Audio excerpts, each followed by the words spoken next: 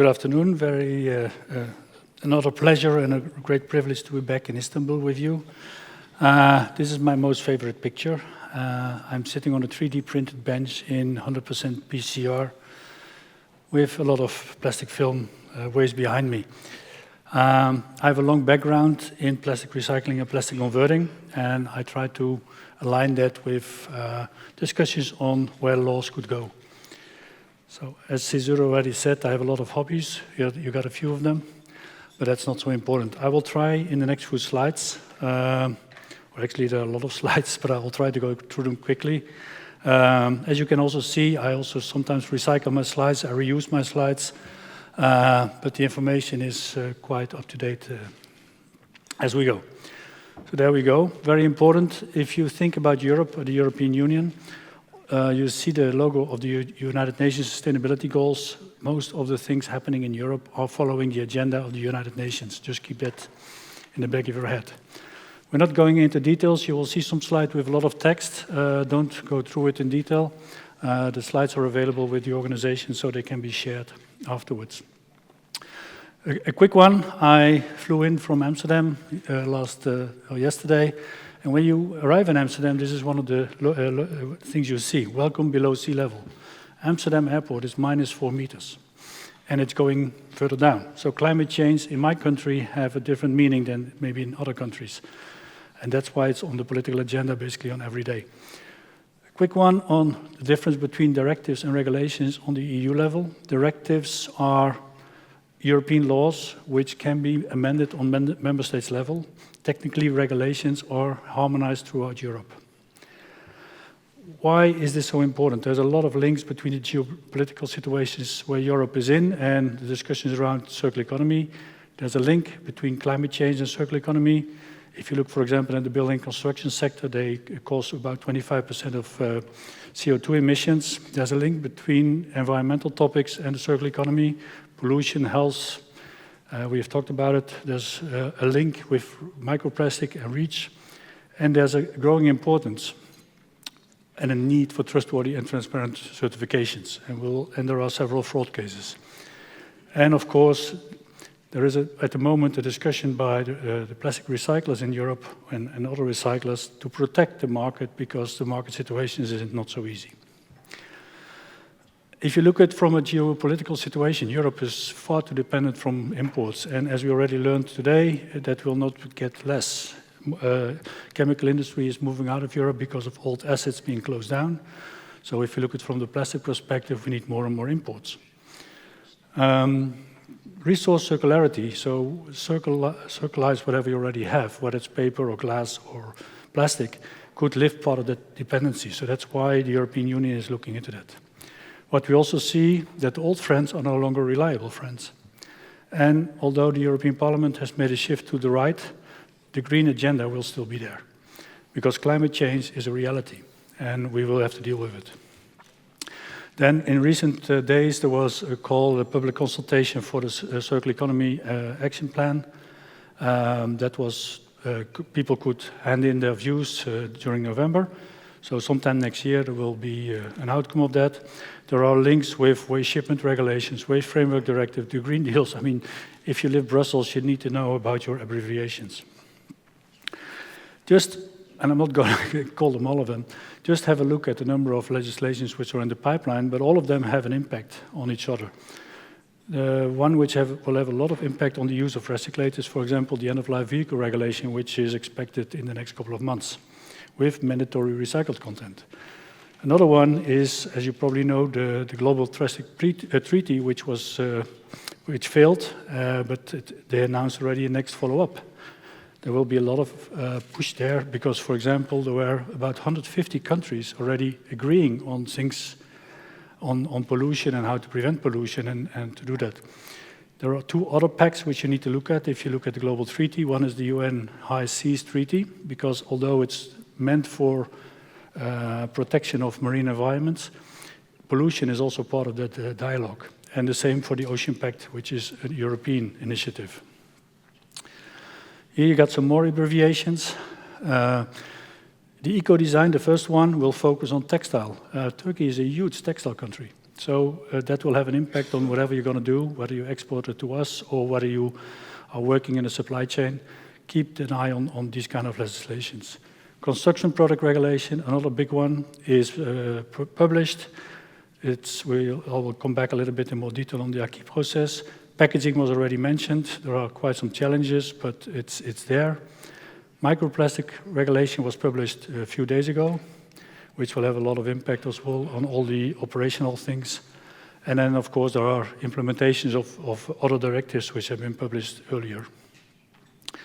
Then if you look at from the financial part, European companies have to also live up to other legislations. For example, and these are not the full list, corporate sustainability reporting. It means they need to know what their suppliers are doing. The same one for the due diligence directive. Another one is a carbon border adjustment mechanism. I will explain a little bit more in detail. Clean industrial deal, competitive compass, omnibus, and recently they started the discussion what they call the European winter package. If you're not a lawyer and you have to work all day, it's impossible to find. Yeah? And I'm not a lawyer and I have to work all day. So you need a lot of time to follow up what's happening in Europe. In a few words, CSRD is looking at the impact your activities are making on the environment. So your customers in Europe will start asking for LCAs and these kind of applications. They will need to know what you are doing in your factory, in your product which you supply to them. And the same one here, and this goes more, let's say, the environment impacts. And they have to start reporting in their yearly financial reports what they are doing. Yeah. Quick difference, one is looking more at distribution, transport, and storage, and the other one is looking much more at the social impacts, for example. Carbon border adjustment, it's an EU tool to put a fair price on carbon emitted during the producers of carbon-intensive goods, including plastics. So if you bring something into the European Union, this could be a tool which will have an effect on your success in selling into the European Union. Although it is being discussed, and it's a little bit simplified by a package which they call omnibus, it's there. And it will, one way or another, have an effect on you. Earlier today, you already saw some presentations on CO2 emissions, how important it is, for example, to use recyclates. Clean deal, a few buzzwords, circularity, decarbonization, recycling, reuse, sustainable production. You will see that throughout all the legislations in the European Union. And also here you see the industrial deal. You can go to Google, you can download it, you can read it in detail, maximizing the EU limited resources and reducing overdependencies on third countries. Again, this is geopolitical views. The competitiveness compass, again, buzzwords, innovation, decarbonization, and security. Closing the innovation gap, artificial intelligence, advanced material, quantum, robotica. You just heard some presentation on that one. Roadmap to decarbonize the industry. And for example, our friends from Portugal just finished a decarbonization roadmap for the plastic industry in Portugal up to 2050. 150 experts have worked on that roadmap. I was one of them. Here you see a picture of the interconnection of all European laws. And this is, just for you, they're not all there. But you see, for example, that the eco-design for sustainable product regulation is in the middle. That means any legislation around that is impacted by sustainability and eco-design. Keep an eye on that one. Here you see briefly, this is a slide I borrowed from Plastic Europe. This gives a little bit an overview where we stand. You see that landfill and energy recovery are still very high in Europe. So if you total it up, it's around 20 million tons. And if you look then at recycling, it's only 10 million tons. So that needs to change. That means a lot of investments. Then if you look where the recyclate is going, you see that although packaging is creating most of the waste, it is not absorbing most of the waste. And then if you saw Lorenzo's talk earlier today as well, you see that if you have to go up to 25 or 30% recycled content, that recyclate is used now by somebody else. So there's going to be a fight over who gets access to the qualities and the needed qualities. A big one, construction product regulation. It is a regulation which will be changed between 2025 and 2040. And why is that? Because there are so many products in the building and construction area, which all need to be revised. A few buzzwords also there. The importer or the distributor, so if you produce something in Turkey and you sell it into the European Union, either directly, you are an importer, or you use somebody there, you are considered now also as a producer under the European umbrella. So these kind of things, please start to look into this. Life cycle is also part of the construction product regulation. As I said, 25% of CO2 emission comes from building and construction. Recyclability is also mentioned here. And although this is not on the top law, in every item there will be discussion about recycled content. What you also need to do is getting declaration of performance, conformity. It means work on CEN level, it means work on ISO level. And again here, environmental sustainability performance over its life cycle. So you see that the European laws are all going in the same direction. Another new one, the digital product passport. All products at a certain moment of time will have to be marked by a digital product passport with the recipe of the material used. We still have to clear who has access to the data, how it will be used, for which type of products we go first. But you can imagine that certainly for products with longer lifetimes, a product passport is probably an advantage if you go to recycling in 20 or 30 years from now. Then rules can be changed. We have two types of changes. One is an implementation act, or one is a delegated act. Here again, you see that the Commission on green procurement asked for the same ambitions and for the same labels and for the same targets. But this is beyond harmonization, because every single member state can then go more strict than the regulations. So it's not one fits all. And just to give you a highlight of some of the potential, or probably all of the essential characteristics they want to use, here you got a full LCA on your desk, which goes far beyond the present-day LCAs a lot of people are using. Then if you look into the CPR, this is roughly, in a nutshell, how it's being formed. So it was very complex before, now it didn't get any easier. These are all the groups where we have to negotiate. Not all of them are plastic. There is cement, there is wood, but a lot of them are containing plastic products as well. So it takes a lot of energy from the industry to understand and to be part of these dialogues. Some of those dialogues can take 2 years. There's a product passport, it's already there. Once it's there, you have to make it available free of charge in a few working days from the request by any customer. Then the big one, packaging. Don't go through all the details. Why was the packaging directive turned into a regulation? More and more packaging came to the market, too much waste was created, not a lot was recycled. I mean, that's in a nutshell what happened. What came out, basically any packaging that is not in the group A, B, C will not be longer allowed on the market. So you see market restrictions for the first time. Design for recycling criteria are being discussed, but some packaging will actually be not longer allowed on the market. Here you see roughly the timeline. Sometimes it's frustrating because we know the law is there, but we don't know yet how to implement it. But that's what it is. There's another discussion there on, in red, recyclability at scale. What does it mean?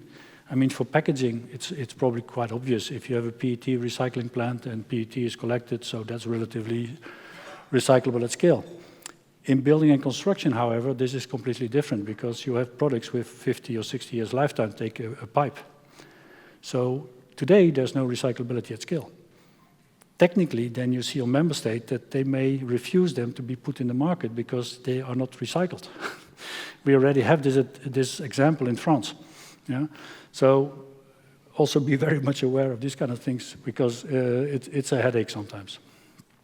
Anyway, then the good news. You already saw probably a few of those percentages here. For packaging, this is the percentages of PCR, so not production waste, but post-consumer waste, recycled content, which has to go into packaging again. You saw in a former slide that we are at 6% at the moment. For PET, it's a bit higher, but overall, we're quite below. But also for context sensitive. So your toothpaste packaging, for example, or your other packaging needs to contain recycled content. For polyolefins, and I think also Lorenzo mentioned it earlier today, that's going to be challenging because EFSA is not ready yet with all these novel technologies. Discussions about reuse, not going to go too much into it. And then there was a surprise. A few weeks before the law was published, suddenly the reuse quotas for packaging became a political tool.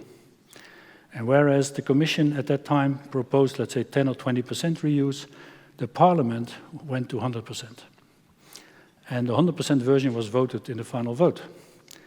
And we are now fighting since the publication, because you couldn't really do it before. So since January, we are fighting to get rid of the 100% reuse targets for products which are not meant to be reused. Among them, transport packaging. Every pallet you send, you either put some wrapping around it or you have a strip to fix the load on the pallet. But also IBCs, jerry cans are bound for reuse, not for recycling alone. Has a huge consequence. Big fight ongoing. We make some progress, but it's not a done deal. So what happened in the last few months, we did a lot of studies, LCA studies, economic impact studies, had a discussion with the authorities and tried to make aware that they are making a mistake. And in some cases, they already announced that they will change it, in others, not. And as after publication, you only have 6 weeks to go probably to court. So some of those converters have taken the Commission to court because it was the only way they could do and hopefully stop part of this legislation. So there's a big one here, ongoing. We can take it off afterwards in more detail if you want. There is a promise of a delegated act on 2 of the articles. It's simply not enough. So we'll continue the discussions and hopefully somewhere by end of the first quarter next year, we know what's happening. In reality, what's happening at the moment is that some of the suppliers of machinery, for example, for packaging, don't get orders anymore, because their investments are on hold until you know what's going to happen. You've seen that also in other discussions. Right, then a few final ones. What's on high quality? High quality recyclate, what does it mean? There is a difference between PCR and PIR, post-industrial. If you buy today as a converter recyclate, most of those recyclate are a combination of PIR and PCR. That's not a problem, as long as you know the percentage of each. But how can you measure these contents? Nobody can tell us. Yeah? So again, we have to go to certification. What we also see, and we discussed it, there are novel sorting technologies needed. There are different way of collection needed. For example, this deposit is a big one, which is used, among others, in bottles and crates. There's also discussion about ownership of waste. When you dispose of your waste as a citizen, the municipality becomes owner. But now, in a circular economy, you want your waste back to use it again for your next production. So there's going to be discussions not only in Europe, but certainly also here on this kind of thing. And then, of course, if you have, as an example, you have 2 factories, one in Spain and one in Germany, and in Germany you have a recycling facility and you have waste in Spain which you want to bring to Germany, that was not an easy task. So also there, things are being discussed. A bigger one is, and this is interesting also here, if we talk about mechanical recycling and recyclers being under pressure, this is certainly true. But if you look who owns the recycling companies in most cases in Europe, these are the converting companies. So the converters have integrated a lot of recycling capacity themselves, which means that on statistical level, the recyclate is available. In reality, it's not, because they will not sell it to third parties, they will use it themselves. Which means that a lot of small companies will get into trouble by not having access to high-quality recyclates at a certain moment of time. Then waste management, and it's not typically for Europe, but we see that all over the planet, is very linear. You collect and you dump, or you collect or you incinerate. If you collect something for reuse or recycling, you need different ways of collection.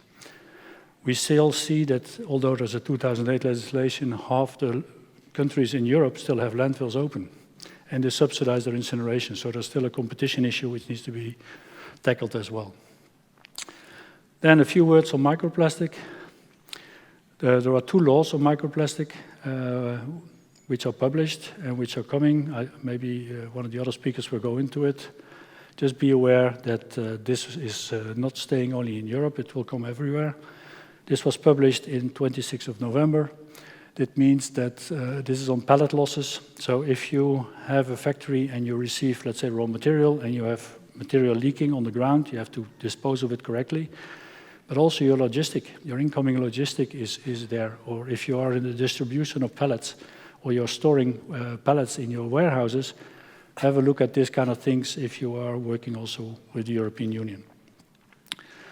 OCS, I think PAGEV is a front runner also in this, so I don't spend a lot of time there.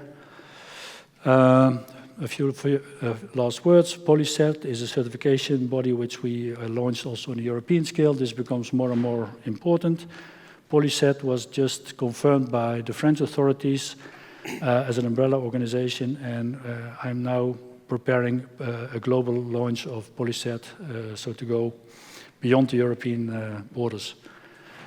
EPR schemes and mechanical recycling infrastructure capacities should focus on local regional markets. So it's good to have a global circularity market, it's good to have circularity discussions all over the place, but you cannot have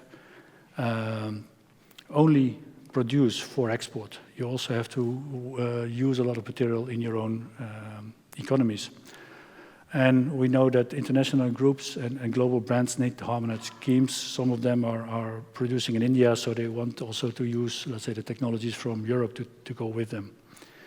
What we also see in France, again, without going into too many details, in the packaging, the EPR schemes will stimulate the uptake of PCR with a bonus up to 550 euros per metric ton. So I see you thinking that's a gold mine. Then in the small letters it said, only if it's European waste collected a few hundred meters from where we think it should be collected.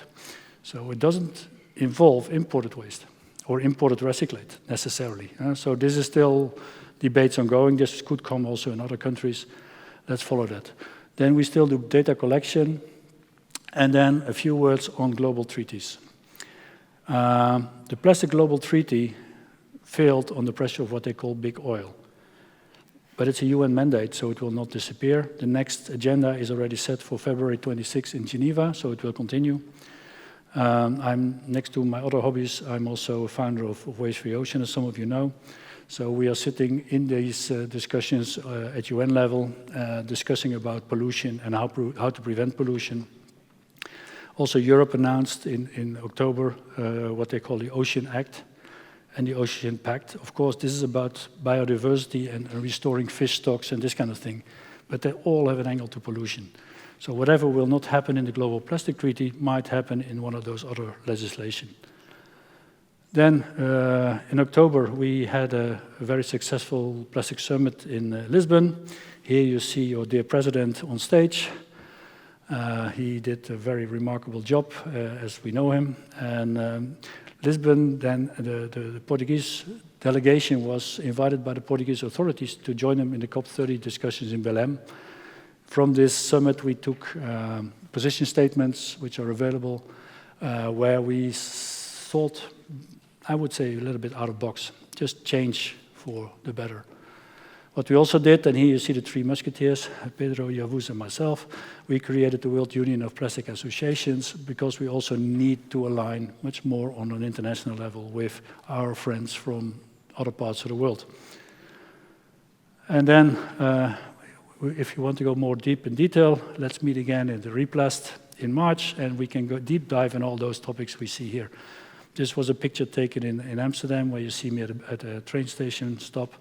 So the communication skills of the organization are very well up to date. Thank you very much.